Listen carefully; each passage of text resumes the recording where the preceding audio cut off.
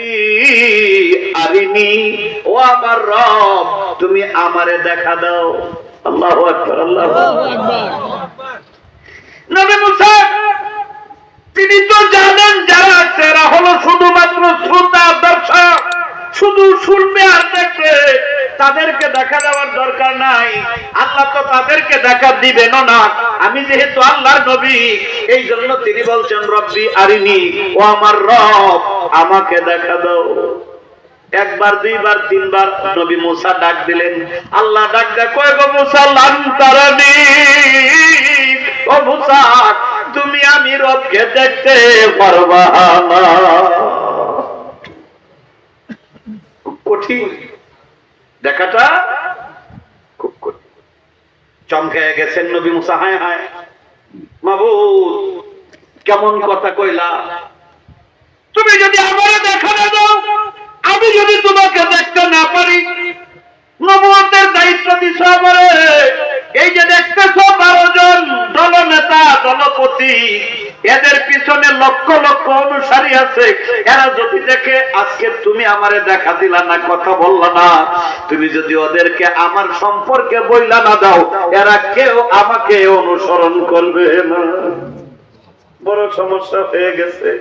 আল্লাহ বলছেন লাম তারানি, মুসা গো তুমি তো আমারে দেখতে পারবা না। এই নবী মুসা বেকায়দায় বললেন, কাঁদতে লাগলেন, ডাকতে লাগলেন, কাঁদতে লাগলেন, ডাকতে লাগলেন, চিৎকার করতে লাগলেন। করতে করতে করতে করতে তোর পাহাড় থেকে তো কোন রকমে, যখন নাসুর বান্দা আল্লাহকে না দেখলে তিনি ছাড়বেন না, আসবেন না। রব্বুল আলামিন নবী মুসাকে শিক্ষা দেওয়ার জন্য বললেন, সবুর করো, সবুর করো। আল্লাহ পাকের কুদরতের বিশাল নূর, ওই নূরের তাজাল্লি একটা কণা মাত্র তুর পাহাড়ের দিকে ছুঁড়ে মারলেন। একটা কণা। আমি আপনাদেরকে কিভাবে বুঝাবো?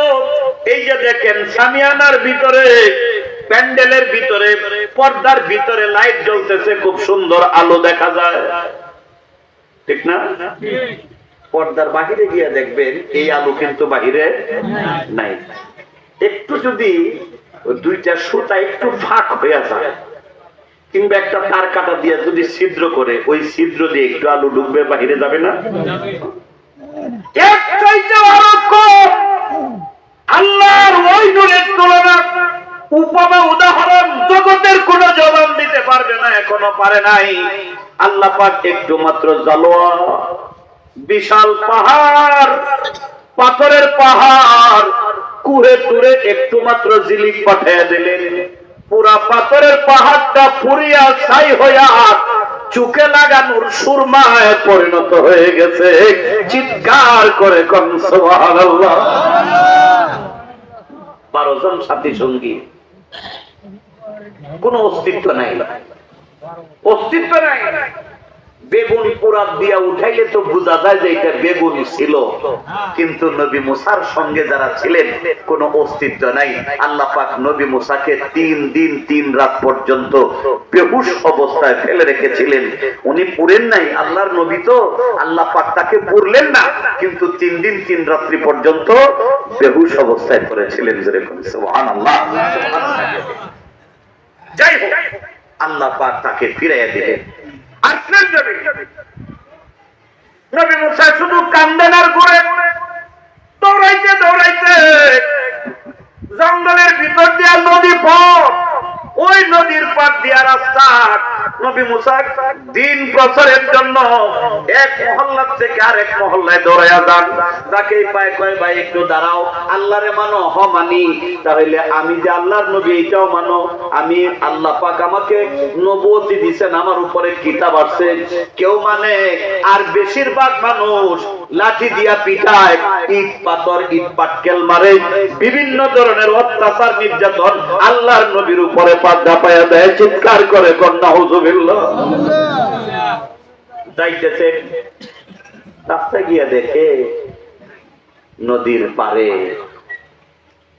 নদীর পারে যেখানে পানি কলকল কলকল আওয়াজে চলতেছে, ওই পানির পাশে বৈশা পাগলায় হাত দিয়া পানি উপরের দিকে মারে, নিচের দিকে ছাড়ে, কলকল একটা আওয়াজ। পাগলায় কইতেছে আল্লাহ কত সুন্দর নদীর পানিটা। ওরে আমার আল্লাহ, তুমি যদি আমাকে সুযোগটা দিতা, এই নদীর পানি দিয়ে আমি তোমারে গোসল করাইতাম, তোমার সারা শরীর ঘষিয়া ঘষিয়া মাজিয়া মাজিয়া সারা শরীরের ময়লাগুলো দূর করে দিতাম, তোমার মাথাটা সুন্দর করে আছড়াইয়া দিয়া বেনি বানাইয়া দিতাম, চুলের মধ্যে সারা গায়ে তেল মালিশ করতাম, আমার একটা ছাগল আছে দুধ দহন করে তোমারে খাওয়াইতাম, আর আমার খের কুটার বিছানায় শুয়াইয়া তুমি মামুদের সেবা শুশ্রূষা আমি করতাম। নবী মুসা তো পায়া গেছে, সর্বনাশ হয়ে গেছে, লাঠি দিয়া পাগলার মাথার মধ্যে দিলেন বাড়ি, পাগলা পিছনের দিকেও তাকাইল না, সুদা সামনের দিকে কিছু দূর গিয়ে দেখে বড় পাথর, ওই পাথরের গায়ে ওই পাগলা তার মাথার আঘাত করে মাথা পিটায়, আর মহান আল্লাহকে কয়, আল্লাহ তোমার আর আমার প্রেমের আলাপ নবী মুসারে কেন শুনাইলা?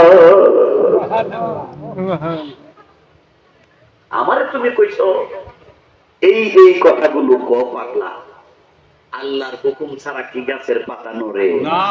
আল্লাহর হুকুম ছাড়া পাগলার কথা বলার সুযোগ কি আছে? নাই। তোমার আমার কেন নবী মুসারে শুনাইলে কেন?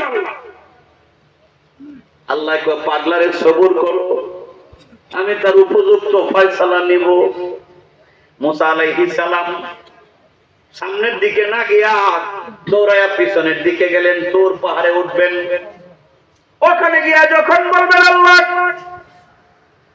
আজকে একটা বড় মুশরিক, তুমি আল্লাহকে শিরিক বিল্লাহ শিরিক করতেছিল, তোমার সঙ্গে বেয়াদবি করতেছিল, আল্লাহ তারে আমি ফিরাইলাম। কথাটা বলবেন আল্লাহর কাছে। নবী মুসা কি বলবেন আমার আল্লাহর জানা আছে না নাই? আল্লাহ ডাক মারছে, ও মুসা, ওহে আমুদ কোহে মুসা আজ খুদা বান্দা মেরা চেরা কর দে জুদা, বান্দা মেরা চেরা কর দে জুদা। ও মুসা সাবধানে দাঁড়ায় যাও, খবরদার আর একটা পা সামনে বাড়িও না। মুসা গো, আমি তোমার দুনিয়াতে পাঠাইলাম, যেসব বান্দা বান্দিরা আমি আল্লাহরে চিনে না, আমার সঙ্গে যাদের মহব্বত নাই, ভালোবাসা নাই, তাদেরকে বুঝাইয়া সুজাইয়া আমি আল্লাহর প্রতি চিনাইয়া দিবা, এই উদ্দেশ্যে তোমারে পাঠাইলাম। মুসা গো, এই জন্য তো পাঠাই নাই, আমার প্রেমে যারা বিভোর, আমার সান্নিধ্যে যারা বিভোর হয়ে আমি আল্লাহর মহব্বতে প্রেমে যারা ফানা হয়ে গেছে, ফানা শব্দের বাংলা অর্থ হইল বিভোর, যারা নিমগ্ন হয়ে গেছে, তাদের মাথায় আঘাত কইরা কইরা আমি আল্লাহ থেকে দূরে সরা দিবা। ও মুসা, এই জন্য আমি তোমারে পাঠাই নাই। আল্লাহু আকবার। নবী মুসা, আল্লাহ আমি করলাম কি আর তুমি বুঝলা কি? তো বড়ায়ে ওয়াসলে করদান আমুদি, না বড়ায়ে ফসলে করদান আমুদি, না বড়ায়ে ফসলে করদান আমুদি। আল্লাহ সহ্য হয় না কুদরতে, ডাকতে কইব মুসা, যে পাগলার মাথায় তুমি আঘাত করছো, ও মুসা ওই পাগলারে যদি তাড়াতাড়ি ধইরা আমি আল্লাহর সাথে ওই প্রেমের আলাপগুলো না করাইতে পারো, ও মুসা পয়গম্বরের দপ্তরে নামটা রাখবো না। কত কঠিন হয়ে গেছে। নবী মুসা, আল্লাহ সর্বনাশ হইল, আমি বললাম কি আর তুমি বুঝলা কি? আল্লাহ কয়, মুসা তুমি তো জানো না, তুমি তাওরাত পড়ো, আমি আল্লাহর কাছে ভালো লাগে, কিন্তু আমার পাগলা যা কিছু বলতেছিল গো মুসা, তাওরাত পড়ার চাইতে আর লাখ কোটি গুণ বেশি মজা পাইতেছিলাম। সুবহানাল্লাহ। তো বলায়ে ওয়াসলে করদান আমুদি, না বড়ায়ে ফসলে করদান আমুদি। নবী মুসা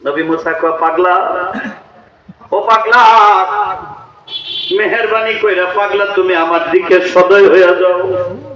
পাগলা রে, আমি তো ওই দিন বুঝতে পারি নাই তুমি কি বলতেছিলা আর আমি কি বুঝতেছিলাম। পাগলার কথা কয় না। নবী মুসা কয় গো পাগলা, আমি নবী হইয়া তোমার কাছে আসছি, তুমি আমারে মাফ করে দাও। পাগলা কয় মুসা উল্টা পাল্টা কইবা না, তুমি আল্লাহর পয়গম্বর, আমি আল্লাহর একজন সাধারণ পাগলা, আমার কাছে মাফ চাইবা কেন? নবী মুসা কয় পাগলা, ওই দিন তুমি আমার আল্লাহর যে কথাগুলো বলতেছিলে রে পাগলা, ওইগুলো যদি না বলো আমি নবী মুসা আল্লাহর দরবারে আর যাইতে পারবো না।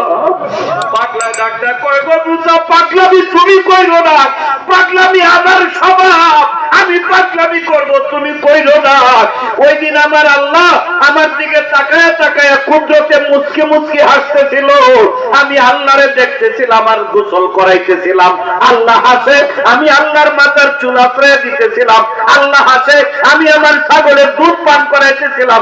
আমার আল্লাহ হাসতেছিল গো মুসা, আজকে আমার আল্লাহরে তুমি আমার সামনে ধরো, আমার কথা এমনি বের হবে, তোমার বলতে হবে না।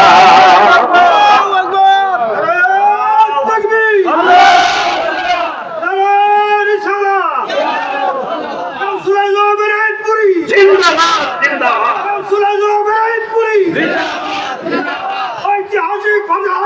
জিন্দাবাদ জিন্দাবাদ।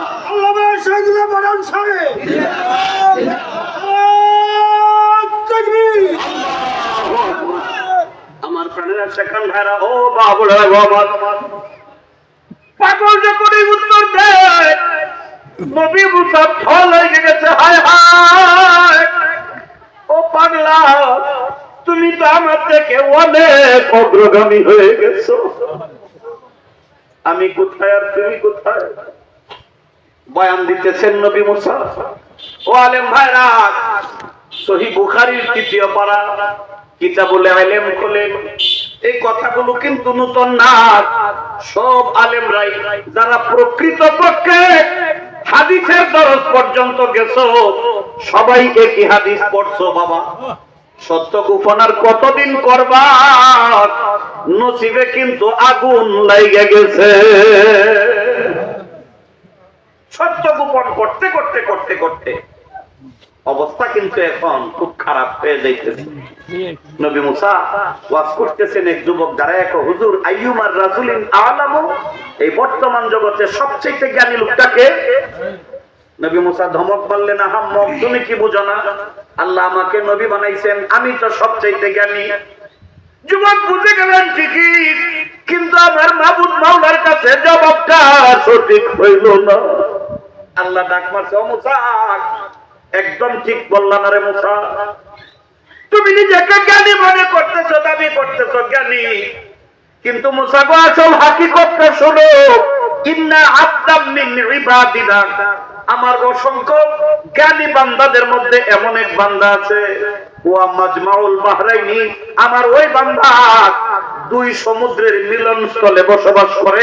ওয়া আ'লামু মিনকা, মুসা গো তোমার চাইতে আমার ওই বান্দা অনেক অনেক অনেক বেশি জ্ঞানী।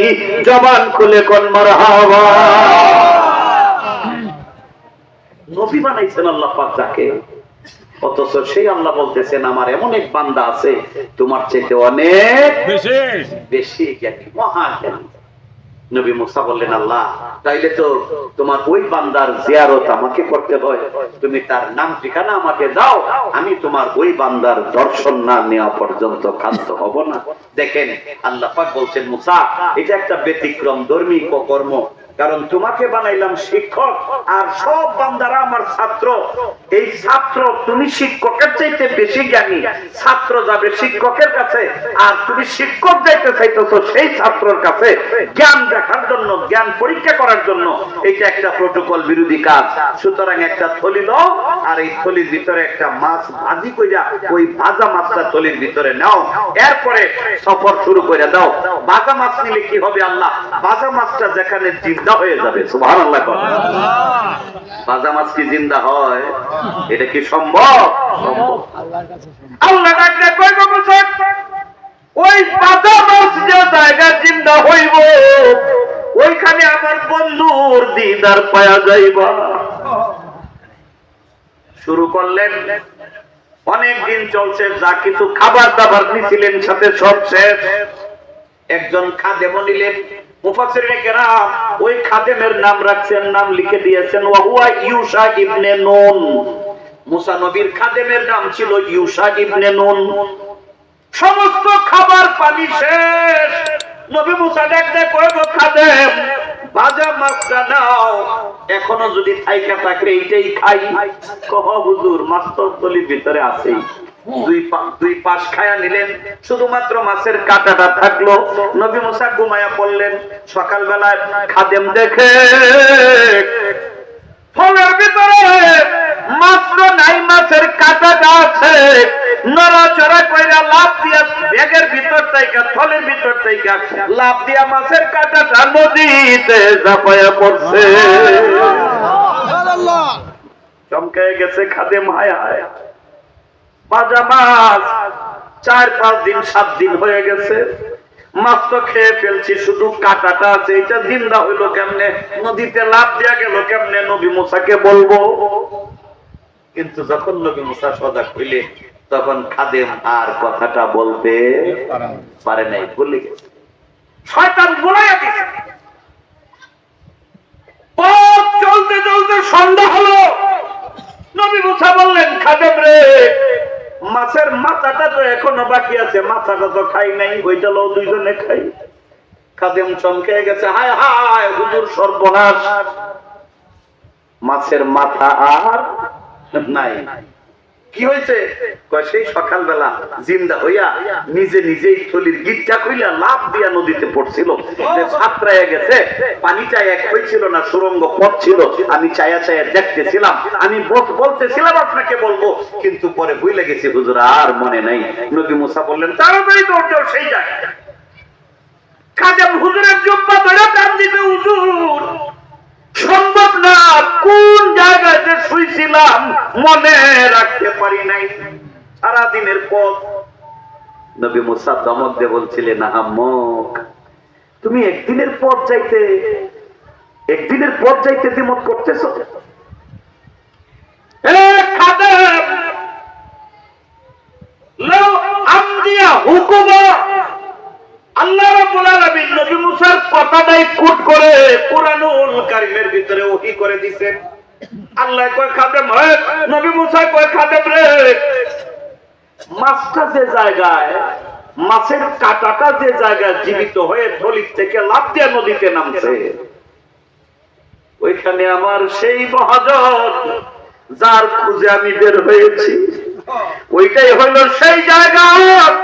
ওই জায়গায় যাইতে আমি মুসার যদি হুকবার পর হুকবার শত শত বছর যদি লাগে আমি যাব, ওই গন্তব্যে না পৌঁছা পর্যন্ত যাত্রা ক্ষান্ত করব না।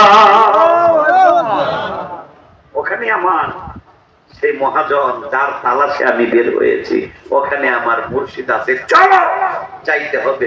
আল্লাহর একজন উলুল আজম পয়গম্বর, উনি গেলেন, বললেন যুগের পর যুগ, শত শত বছর লাগলেও আমি যাব। আর দেড় পাতা ফরণ্যা মৌলবী, এই মৌলবী কয় যে না, পীরের বাড়িতে যাওয়ার দরকার নাই। এই বেয়াদব, তোমার চাইতে নবী মুসার ইবাদত কম ছিল? তোমার চাইতে নবী মুসার নামাজ রোজা হজ যাকাত কম ছিল? তোমার চাইতে নবী মুসা কি আল্লাহর হুকুম আহকাম কম মানতেন? তিনি বলছেন যে খবরদার, হুকমা হুকুমা হুকবার বহু বচন হুকুম। এখনো একটা কথা সমাজে প্রচলিত আছে, এক হুকবা সমান 2,88,00,000 বছর। তো নবী মুসা হুকবা এর বহু বচন হুকুব শব্দ লাগাইছেন। উনি বলছেন যে হুকবার পর হুকবা, লাউ আমদিয়া হুকুবা বলছেন, হুকুব শত শত লক্ষ লক্ষ বছর যদি যাইতে হয়, আমার ওই মুর্শিদ যেখানে গেলে, আমি তো শরীয়ত জানি, কিন্তু তরিকতের হাকিকতের কিছু আমার মধ্যে ওখানে গেলে সব পাওয়া যাবে। সুতরাং এটা হুকমা পর হুকমা গেলেও আমাকে যাইতে হবে, বাধা দিও না। উলুল আজম একজন পয়গাম্বর, উনি প্রয়োজনীয়তা বোধ করলেন পীরের, উনি প্রয়োজনীয়তা বোধ করলেন এমন একজন সাধকের, এমন একজন সালেকের, আল্লাহ পাক যাকে জ্ঞানী বলছেন। আর তেলপাতার মৌলবী হইয়া ৩,৫০০ টাকা বেতনের চাকরি, এক পয়সা না যাওয়া লাগবো না, বেদাত। পীরের বাড়িতে যাওয়া বেদাত, আর নিজে যা কিছু করতেছে সব দাঁত হইয়া গেছে। বাবা, এই সত্য কথাগুলো এখন আর বলা, সত্য কথাগুলো বলার পরিবেশ নষ্ট হয়ে গেছে, সত্য কথাগুলো বলার পরিবেশ নষ্ট হয়ে গেছে। একজন সহজ সরলা বলা মহিলাকে বিয়ের তহমত দিয়া, প্রলোভন দিয়া বিয়ে করার নাম কইরা ভণ্ডামি করছে মহিলাটারে। পরে বাসর করে মসজিদের দোতলা, নিচতলা থেকে দোতলা উঠার যে সিঁড়ি, এই সিঁড়ির মাঝখানে যে একটু সমান জায়গা আছে না, উঠলেন আবার মুসর দিয়ে উপরে উঠবেন, সমান জায়গা, এটারে কি কয়? চৌকি। সিঁড়ির যে চৌকি, এই সিঁড়ির চৌকির মধ্যে চাদর বিছাইয়া মুয়াজ্জিনের নিচে পাহারাদার দ্বারা করাইয়া এই মসজিদের সিঁড়ির মধ্যে বাসর করে। নাউজুবিল্লাহ ওয়া নাস্তাগফিরুল্লাহ।